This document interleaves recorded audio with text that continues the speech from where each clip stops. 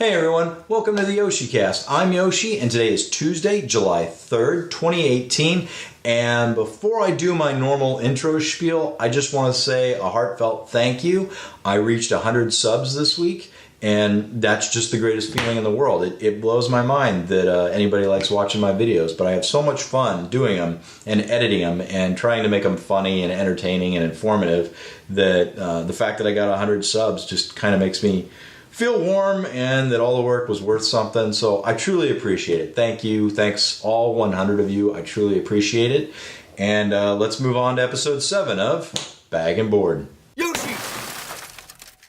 Thanks for joining me, everyone, for this week's comic book haul. I have a handful of books I picked up this week from my local comic book store, the Comics Place.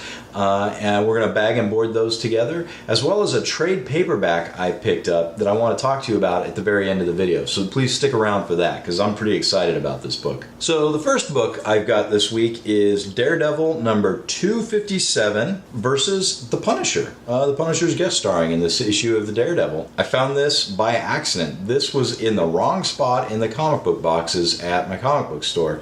In fact, I wasn't even anywhere near the D's, and I found this guy. Now, I know what you must be asking. What the hell is going on with my fingernails?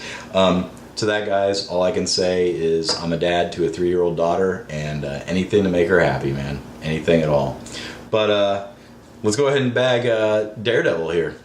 So here it is, Daredevil 257, Daredevil versus the Punisher. I really like the detail on this cover. It's pretty nice.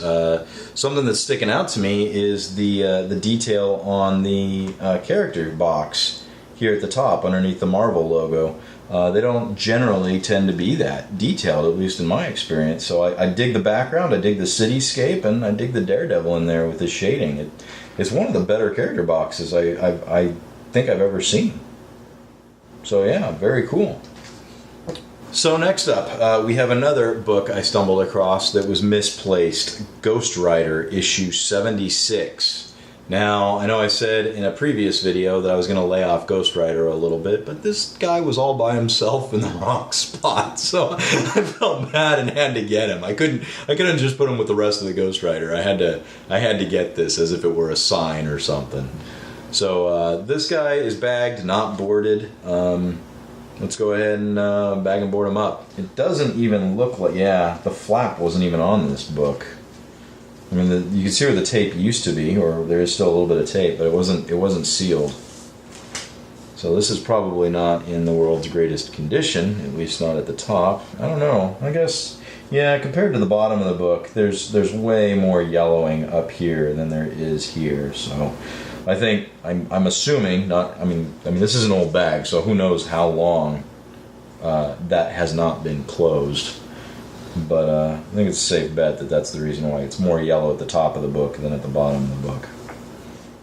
But that's okay. For what I'm collecting for, to be able to read the Ghost Rider stories, I am absolutely fine with it. So this is a really, really good looking cover. I dig it. It really pops in the Mylar, but now I'm fixated on character boxes, but you got the flaming motorcycle with Ghost Rider, and this, either they're in hell or they're in a pit, but you got tons of arms coming out of the water or whatever that is. You got the motorcycle down here in flames, even Ghost Rider and Johnny Blaze, I guess, assuming by this. They all look really good. It's a really nice cover. I'm digging all the detail on this. This is really nice to look at, man. I don't know. It's really nice. It's Ghost Rider 76, everybody. It's really good. Oh, here's a book with a beautiful cover I found. Issue 9 of the Punisher War Journal, Dreamtime with the Black Widow. That is just a really nice looking cover. I'm digging that. Let's go ahead and bag and board this guy. So here it is, Punisher War Journal, issue 9. Let me put that under the other cam so you can get a really good look at it. Now, the bag that this book came in, I noticed it said near mint. I don't know if that was put on there by the comic book store or the guy that ended up giving or selling his book to the comic book store. But I know this, like this book looked like a near mint book. This was a very nice looking book as I was putting micro chamber paper in it and bagging and boarding it. It's definitely a high-end, physically a high-end book. And it's beautiful and it shows. Now we're on to Punisher War Journal issue 10, Sniper's Back. Have no idea who the sniper is. I still need to read these books, which I will, and I'll find out. But yeah, apparently he's back in this issue. Again, it's listed as a near mint, so I wonder what I'll think when I open it. Another reason why I don't know that my comic book shop put that label of near mint on here is because I know in my comic shop they don't use these brand of bags and boards. These are older bags and boards, and they don't triple tape the back. So that's why I suspect this was put on by the previous owner of this book. So this book here, as I was flipping through it, I don't know. I'd have to check the Overstreet Comics guide. I don't know that I would give it a near mint, but it's awfully damn close if it is. The first thing I noticed is a spine tick. There's a couple of spine ticks here. And then the top of the cover seems to be dinged. I don't know if dinged is the right word, but there's an indent there. I guess I can brush it away, but it's there, obviously. So I don't know if I'd give it a near mint grade, but it's high. The pages are gleaming white. It's and the staples look immaculate.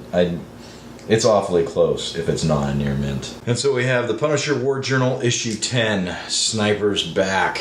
Sorry about the glare, but it just looks great, man. These are awesome covers this week. All right, and now we have the Punisher War Journal issue 11. Punisher sporting some red eyes this issue. So I've got this book and the next book, and they all say near mint on them. So this book also says near mint. Let's get it out of this bag and board and see if I agree. All right, this already is not near mint for me. Got a corner bend here. We've got 1, 2, 3, at least 3 tick marks. We've got a little, I don't know what to call that other than a tick, but there's a tick on the corner. I already don't call this near mint. Not that I'm upset by this. This was not an expensive book by any means. It's there, and I bought it to read it. I brought it to really enjoy these Punisher books. So I'm not upset. I mean, I would have happily spent that much on a far worse quality book, but no, this is absolutely fine. It's just not near mint. I'll go ahead and say that this is not going to be my favorite cover this week. Green hair, two-tone face, red eyes, two-tone gun. Some interesting, I don't know, cross hatching on the Punisher chest here, but it looks a lot better in this bag and board than it did the old one. So there we go, the Punisher War Journal, issue 11. You know, when I'm looking at it through the camera here, it's almost like Halloween colors, so maybe I do like this more than I thought. Now, my last comic here, before we move on to the trade paperback, I kind of teased at the beginning of the video, the Punisher War Journal, issue 12.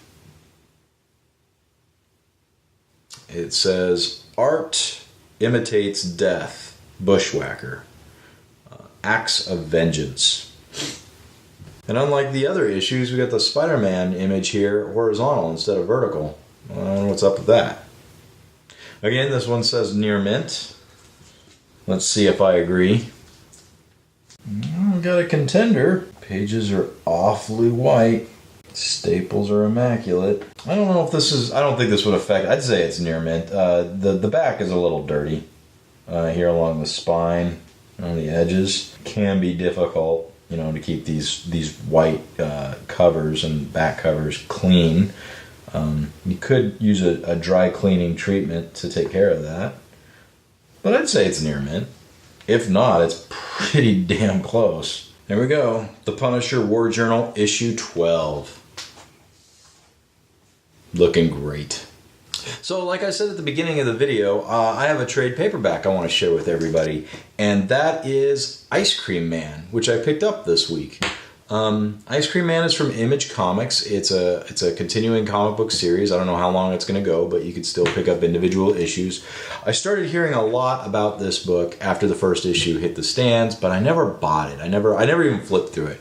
But as each issue came out, I kept hearing more and more about this book, and I just decided, you know, when the trade comes out, I'm going to get it. This is one of those books that had a bunch of variant covers, and if I was going to collect it, I want to collect the variant covers I'm interested in. And like I've talked about in the past, my comic book store is small enough that they don't always get all the variant covers that come out. So even if I had gotten into this at issue 1, I wouldn't have been happy with the standard cover A for most of the issues that came out. So I waited for the trade. The trade recently came out. I picked it up from my comic book store. I read this in 2 sittings. I got it from the comic book store, and I walked over to a coffee shop and I read the first story, and I was floored. This is a great book. This is like, it's scary. It's supposed to be scary. It's like Black Mirror on Netflix. Prime Minister Michael Gallagher, my life. My life depends on you. They want me to have sex with a pig.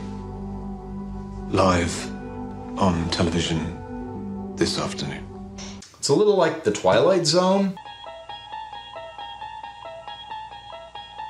You unlock this door with the key of imagination. Beyond it is another dimension.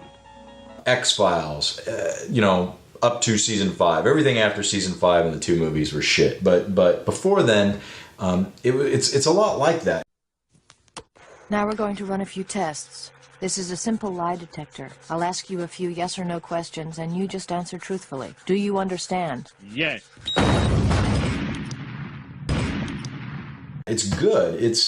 There's the only thing tying all these independent stories together is that the Ice Cream Man is featured some way in them. He's kind of the glue that ties it together.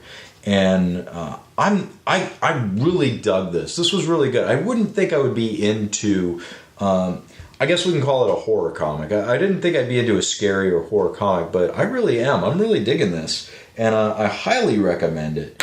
And I'm tempted to add it to my pull list. I don't know if I will. You know, like I said, it's the covers thing. Like, I want specific covers. I may just go with the trades, but this is really good, and if I'm going for the trades, I'm going to be biting my nails until the next trade comes out, because this was several independent stories. They were really good, and I can't recommend it enough. If you guys get a chance, definitely pick up Ice Cream Man. It's good. And it doesn't matter what issue you pick up, honestly. You could pick up issue 3, and you're going to enjoy it, because, like I said, they're independent stories. So this is my recommendation for the week. Go try Ice Cream Man if you get the opportunity to. And that's all I got for Bag and Board this week. Thank you guys so much for joining me. Thank you again for the 100 subscribers I have to my YouTube channel now. That's fantastic. I can't believe it. Like, I love doing this. I love editing these videos and putting them together, and the fact that anybody watches them just blows my mind. So thank you guys sincerely from the bottom of my heart. I really appreciate it. And have a good week, and I'll see you guys in the next one.